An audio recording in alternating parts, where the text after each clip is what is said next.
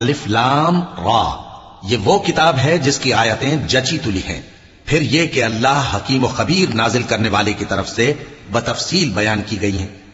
اس کا پیغام یہ ہے کہ اللہ کے سوا کسی کی عبادت نہ کرو، اور میں اس کی طرف سے تم کو ڈر سنانے والا اور خوشخبری دینے والا ہوں. اور یہ کہ اپنے پروردگار سے بخشش مانگو اور اس کے آگے توبہ کرو، وہ تم کو ایک وقت مقرر تک متاع نیک سے بہرہ مند کرے گا اور ہر لائق فضیلت کو اس کی فضیلت دے گا.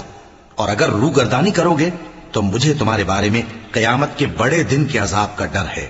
تم سب کو اللہ کی طرف لوٹ کر جانا ہے اور وہ ہر چیز پر قادر ہے. دیکھو یہ اپنے سینوں کو دوہرا کرتے ہیں تاکہ اللہ سے چھپ جائیں. سن رکھو جس وقت یہ اپنے کپڑوں میں لپٹ رہے ہوتے ہیں تب بھی وہ ان کی چھپی اور کھلی باتوں کو جانتا ہے. وہ تو دلوں کی باتوں تک سے آگاہ ہے. اور زمین پر کوئی چلنے پھرنے والا نہیں مگر اس کا رزق